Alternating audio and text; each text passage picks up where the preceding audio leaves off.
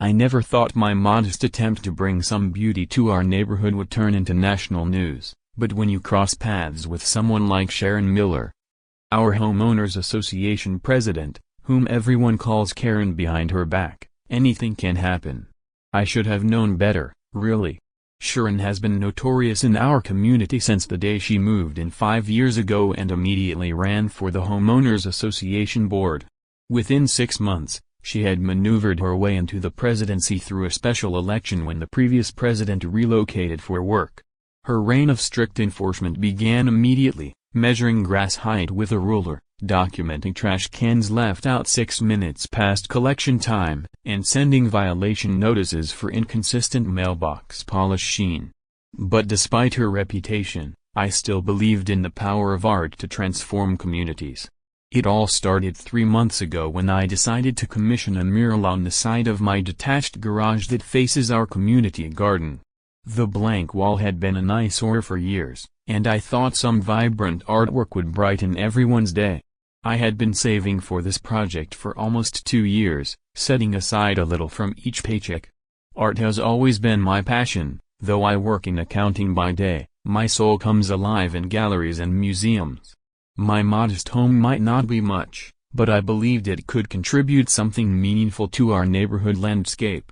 Little did I know it would trigger a series of events that would make our quiet suburban community the focus of media attention across the country. The artist I commissioned was David Chen, a talented young painter whose work I had admired at our local arts festival. Our first meeting was memorable. I had stood transfixed before his canvas for nearly 20 minutes, absorbing the layers of meaning in what appeared at first glance to be a simple street scene. When I finally looked away, he was watching me with an amused expression. "You really see it?" he asked.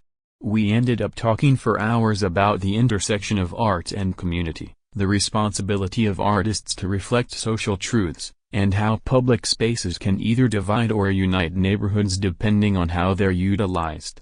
By the time the festival closed, I knew he was the perfect artist for my vision. His portfolio was impressive, bold colors, cultural motifs that celebrated diversity, and a unique style that somehow managed to be both modern and timeless. He showed me works ranging from intimate portraits to expansive murals he'd created for a community center in the next county.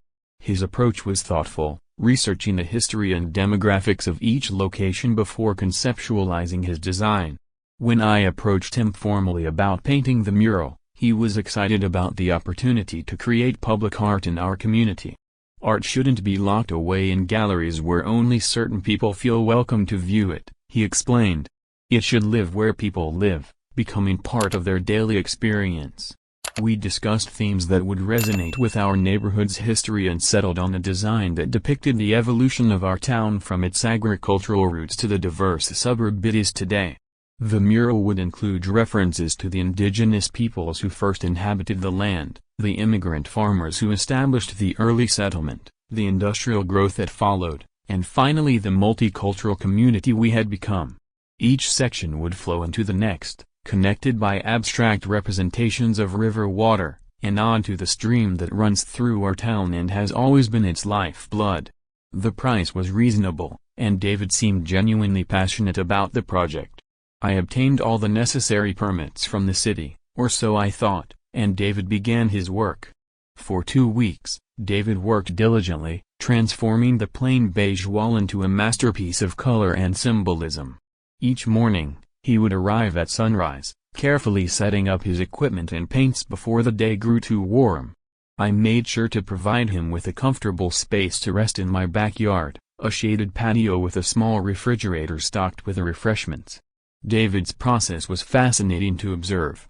He began with broad strokes, establishing the background, then gradually added layers of detail and texture. Rather than working methodically from one side to the other, he moved around the entire mural, allowing each section to evolve organically. "Everything must grow together," he explained, "just like a real community." Word spread quickly about the artwork taking shape, and soon my quiet side yard became an informal gathering spot. Neighbors would stop by, bringing him cold drinks and snacks, asking questions about his technique and inspiration. David welcomed every visitor, taking time to explain his vision and sometimes even letting the braver ones add a small brush stroke under his guidance. Children from the neighborhood would sit on the grass and watch him work, fascinated by. As he turned simple paint into something magical, several teachers from the elementary school brought their classes by for impromptu art lessons, and David patiently demonstrated mixing colors and creating perspective. The mural was becoming more than just an art piece, it was bringing our community together in ways I hadn't anticipated. People who had lived on the same street for years but barely exchanged more than polite nods were now engaged in animated conversations about art and local history.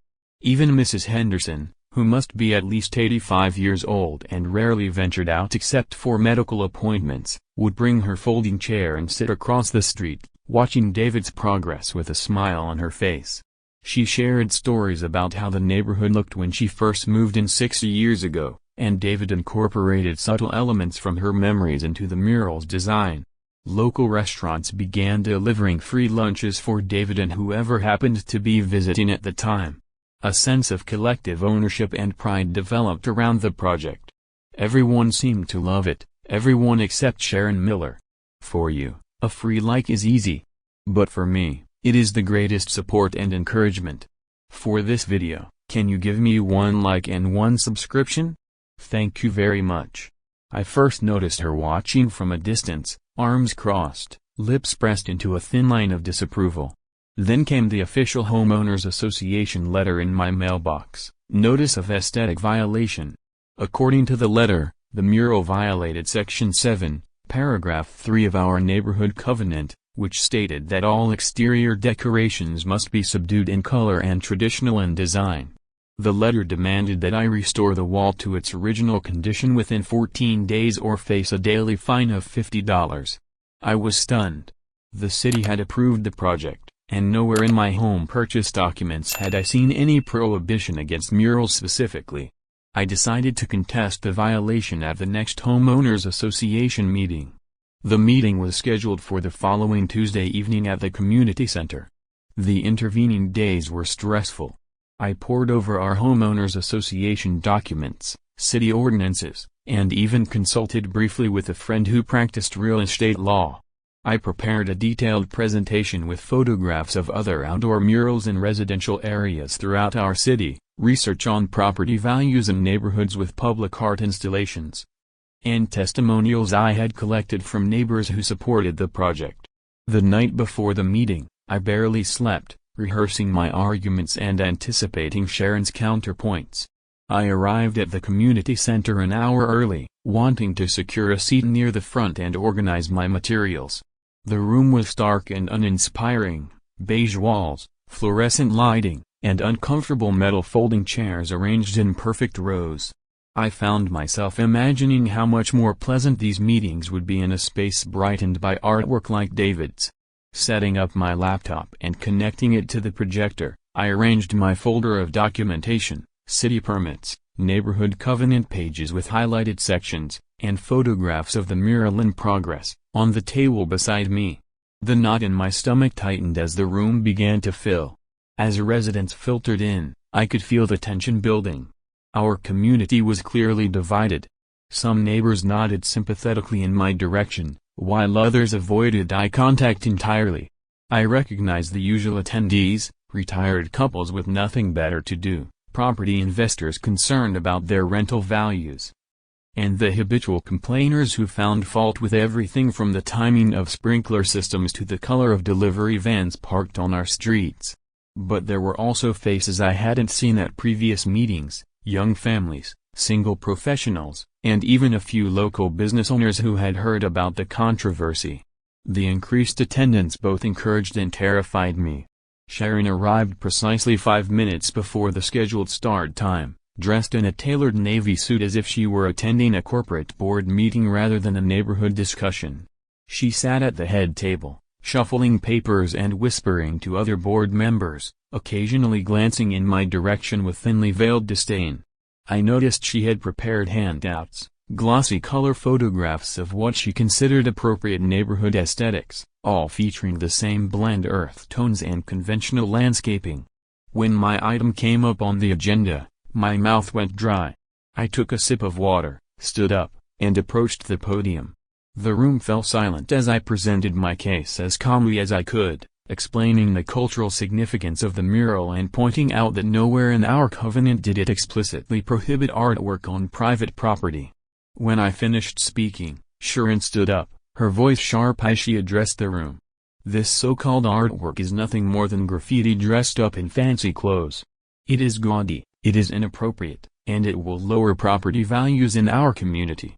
We have standards here, standards that everyone agreed to when they purchased. If we allow one person to paint whatever they want on their property, what's next? Neon pink houses? Lawn sculptures? Junked cars displayed as art installations? Her voice dripped with contempt as she distributed photocopied flyers showing before and after photos of my garage wall, with the after photo edited to look more garish than it actually was. Several neighbors spoke up in defense of the mural. Dr. Richards, whose backyard faced mine, mentioned how his grandchildren loved looking at it during their weekend visits. Elena Patel, who taught art at the local high school, explained the artistic merit of David's work and suggested that we should be proud to have such talent in our community. But Sharon and her closest allies on the board remained unmoved. To my surprise, however, when it came time to vote, the board ruled 4-3 that the mural did not technically violate the covenant since murals were not specifically mentioned and the city had already approved the project. Sharon's face turned an alarming shade of red as the decision was announced. She gathered her papers with shaking hands and abruptly adjourned the meeting. As people filed out, she brushed past me, hissing under her breath, "This is not over." I should have taken her threat more seriously, but I was just relieved that David could finish his work without further interference. He had 2 more days of detail work to complete, and then the mural would be done. That night, I slept better than I had in weeks, believing the drama was behind us. How wrong I was. The next morning, I was awakened by my neighbor Elena frantically ringing my doorbell. "You need to come see this right away," she said, her expression grim. I threw on a robe and followed her to the side of my garage. What I saw made my stomach drop. Overnight, someone had spray-painted crude words and symbols across the entire mural. Bright red paint obscured David's careful work with messages like "eyesore" and "get alive" scrawled over the faces of the figures in the mural. Some of the spray paint formed crude symbols that could be interpreted as racially offensive. The beautiful artwork that had brought so much joy to our neighborhood had been defaced beyond recognition. I called the police immediately to file a report. Officer Ramirez arrived within 20 minutes, took photographs, and interviewed me and the neighbors who had gathered at the scene. "Do you have any security cameras?" he asked. I didn't, but Elena mentioned that her doorbell camera might have captured something since it faced partially toward my property. We checked the footage, and there it was. At 2:17 in the morning, a figure in dark clothing crept along the side of my garage, spray paint can in hand. Despite the poor lighting and the baseball cap pulled low, the person's identity was unmistakable: Sharon Miller, our homeowners association president. I was shocked but not entirely surprised. Officer Ramirez thanked Elena for the footage and said they would be paying Ms. Miller a visit later that day. Meanwhile, I had to call David and break the news. When he arrived and saw his work destroyed, the pain in his eyes was unbearable. He had put his heart and soul into this mural, and now it was ruined. "I'm so sorry," I kept saying, feeling somehow responsible for not having anticipated this level of vandalism. David took photos of the damage, his hands steady but his voice tight with emotion. "This isn't just destruction of property," he said quietly. "This feels personal. For you, a free like is easy. But for me, it is the greatest support and encouragement. For this video, can you give me 1 like and 1 subscription? Thank you very much." Later that day, David posted the before and after photos on his social media accounts, along with a heartfelt message about the impact of art vandalism. His post included details about the homeowners association dispute and the security footage evidence. What neither of us expected was how quickly the post would go viral. By evening, it had been shared thousands of times, with comments pouring in from artists, community activists, and legal experts from across the country. And then things took an unexpected turn when someone in the comments identified David. Wait, isn't this David Chen? Justice Chen's son? I had no idea. David had never mentioned that his father was Supreme Court Justice Anthony Chen, one of the most respected jurists in the country. David had always wanted to make his own way in the art world without trading on his famous father's name, but now the connection was public, and the story took on a new dimension. News vans began appearing on our street the following morning. My phone rang constantly with calls from reporters seeking comments. The story was no longer just about neighborhood politics and vandalism, it was about the son of a Supreme Court justice having his artwork defaced in what many were characterizing as a racially motivated attack. Given the crude and offensive symbols used, Sharon Miller, meanwhile, had been taken in for questioning by the police and released.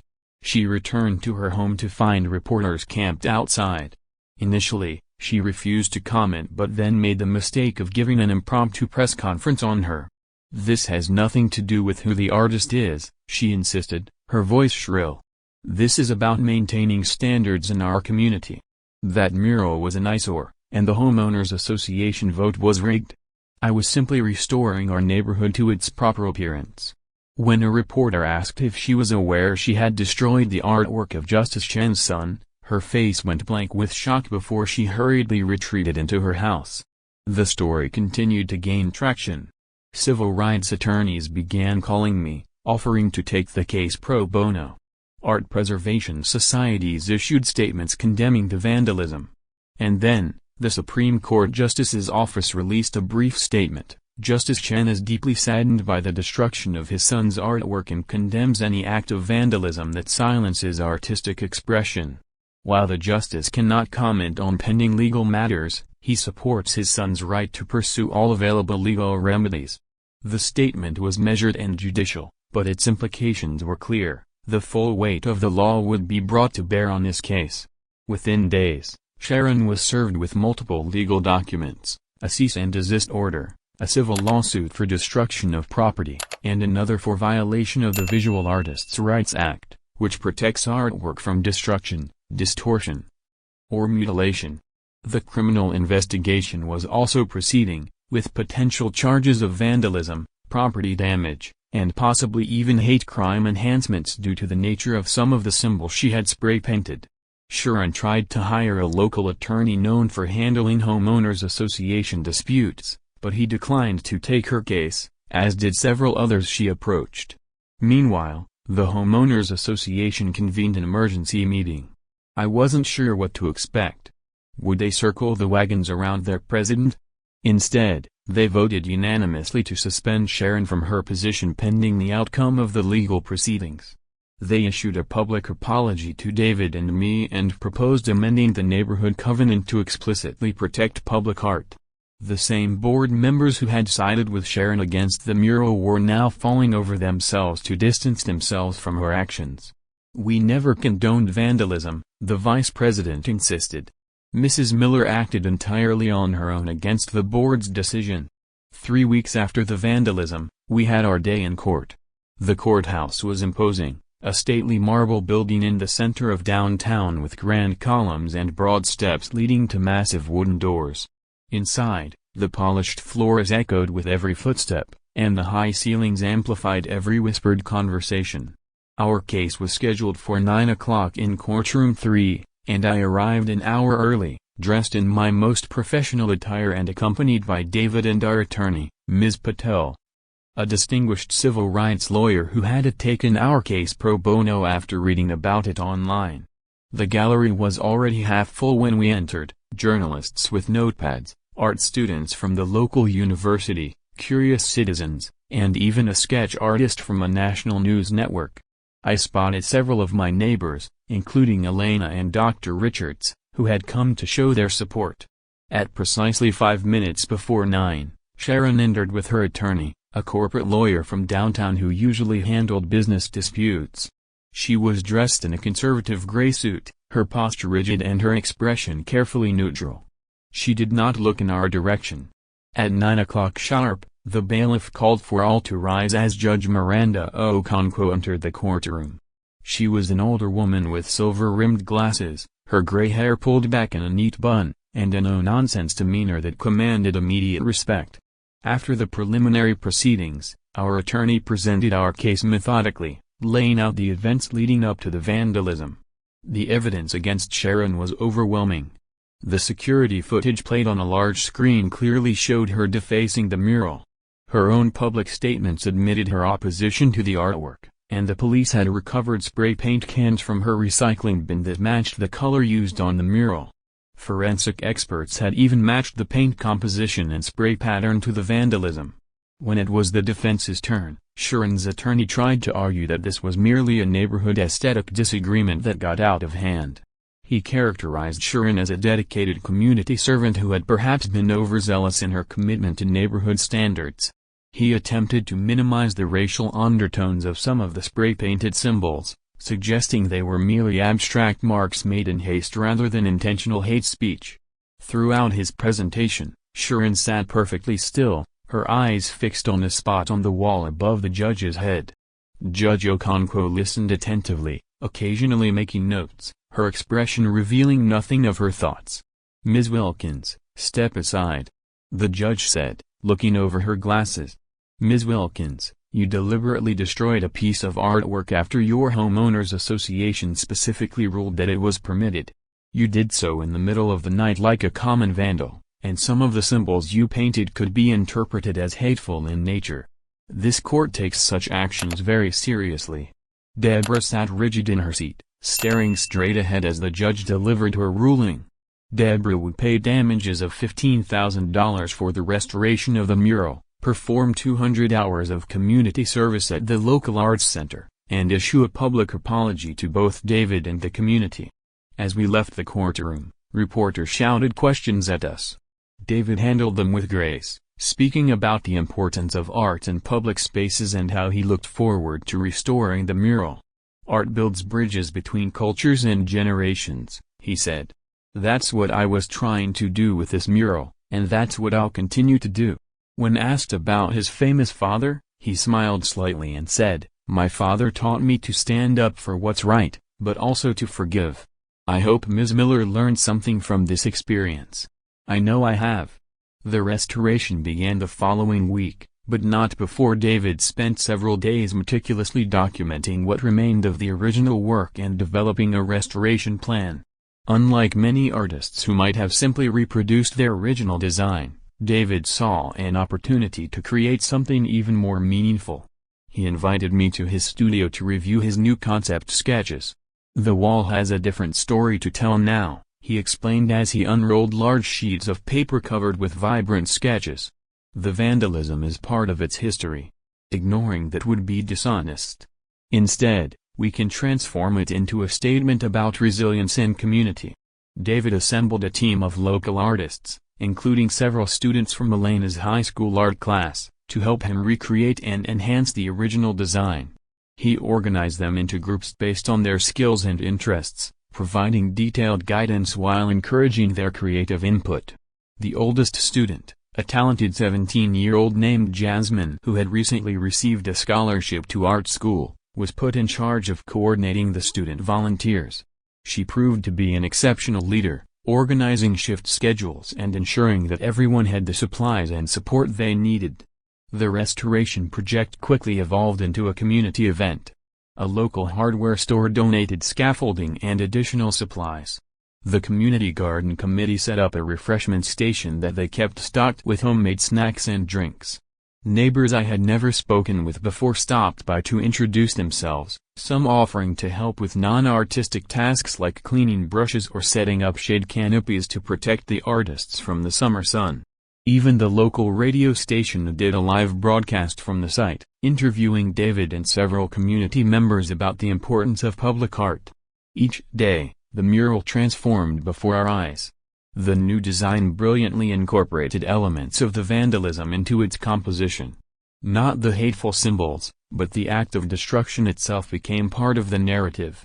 David had designed a series of images showing how art can heal and transform communities, even after acts of hate. In one section, red spray paint was reimagined as autumn leaves falling from a tree. In another, What had been crude graffiti became the foundation for an intricate mosaic pattern. Most powerfully, at the center of the mural, the largest vandalized section was transformed into a phoenix rising from ashes, its wingspan stretching across the wall. The symbolism was unmistakable but not heavy-handed, a testament to David's artistic skill. For you, a free like is easy. But for me, it is the greatest support and encouragement. For this video, can you give me 1 like and 1 subscription? Thank you very much. After 16 days of intensive work, the restoration was complete. Standing back to view the finished product, I was overcome with emotion. This was not merely a replacement of what had been lost, it was a triumph, a testament to our community's values and resilience. When it was completed, it was more beautiful, more meaningful than before, carrying now not just the history of our town but also the story of its own creation, destruction, and rebirth. A small bronze plaque was installed beneath the mural, "Art must not be silenced." The unveiling ceremony attracted hundreds of people, including local officials, art lovers from across the state, and even a representative from Justice Chen's office. Noticeably absent was Sharon Miller, who had kept to herself since the court hearing. I had seen her only once at the grocery store, where she had quickly turned down another aisle to avoid me. At homeowners association meetings, which she now attended as a regular member rather than as president, she sat in the back row and never spoke. The media attention eventually faded, but the impact of the incident lingered in our community. The mural became something of a tourist attraction, with art lovers and law students alike coming to see the artwork that had sparked a national conversation about art, property rights, and community standards. David's career flourished. Galleries that had previously overlooked his work now sought him out, and he received commissions from municipalities across the country for public art projects. As for Sharon, I spotted her one evening as I was walking my dog past her house. She was in her front yard, meticulously painting her fence the exact shade of beige specified in the Homeowners Association guidelines, color code number 4, desert sand. Our eyes met briefly across the street, and for a moment, I thought I saw a flicker of something, regret, perhaps, or simple wariness. She returned to her painting without acknowledgement, carefully staying within the lines, following the rule she had once wielded like a weapon, now bound by them just like everyone else.